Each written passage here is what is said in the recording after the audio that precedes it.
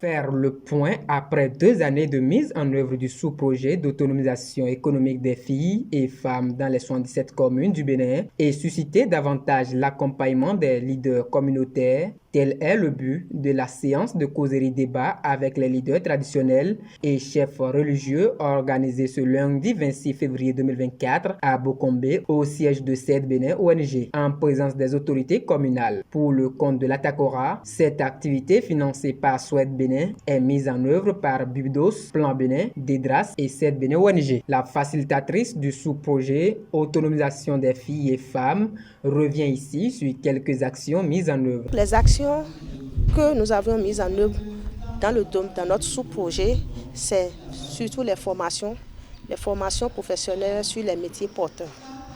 Il y a eu des filles qui ont été formées dans l'élevage des lapins et de la volaille, la transformation de soja en ses dérivés, la conservation de la tomate et des épices et la transformation des épices locales. Il y a eu également des filles qui ont abandonné des cours qu'on appelle les filles déscolarisées, que nous avions insérées dans les métiers professionnels dits porteurs. C'est-à-dire, on a retenu 3 métiers pour pouvoir expérimenter ces métiers dits d'hommes. L'évaluation à mi-parcours a fait révéler des difficultés pour l'atteinte des indicateurs. Parmi ces difficultés, on peut susciter, entre autres, le non-accompagnement des leaders traditionnels et religieux, mais aussi l'homme en question qui peut être l'époux de la femme, ou bien son frère ou ses parents, qui sont un frein, qui constituent un frein pour vraiment permettre à la fille de s'autonomiser. Raison pour laquelle le choix est porté.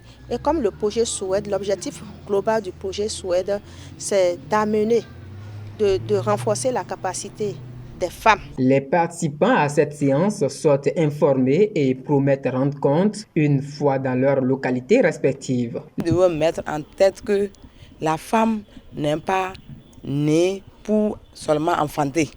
La femme est née pour aussi exercer une activité génératrice de revenus qui la permettra d'être autonome sous le toit partout où elle se trouve. Il faut inscrire les filles et les surveiller. Il ne faut pas laisser les enfants parce que j'ai mis mon enfant à l'école, tant pis.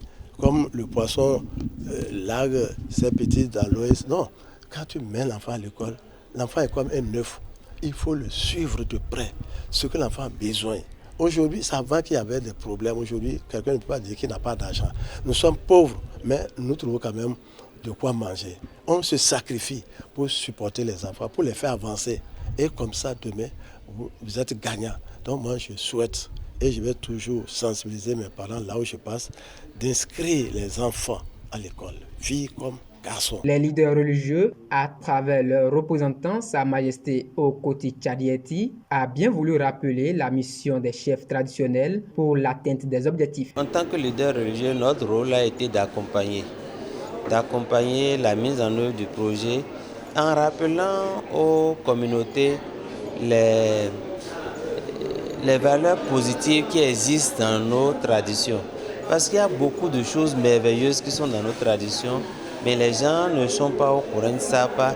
Ce qui fait que l'accompagnement que doit avoir le projet n'est pas encore tel. Mais aujourd'hui, au cours des différentes séances que nous avons eues, je ne vais pas dire que c'est seulement pour celle de Bokoumé, mais dans les autres communes, nous avons échangé avec nos pères et je crois que tous ont pris l'engagement d'accompagner le reste du projet dans sa réalisation et de permettre à ce que nous puissions, suite aux résultats obtenus, avoir la phase 2 de ce projet de SOED. L'étape de Bokombe a marqué la fin de la tournée qui a conduit la délégation dans les 9 communes de la Takora. Et selon ses membres, les objectifs sont atteints car dans les différentes communes, les leaders traditionnels et religieux ont pris l'engagement non seulement d'accompagner, mais aussi d'être les ambassadeurs du sous-projet pour l'autonomisation des filles et femmes auprès des communautés.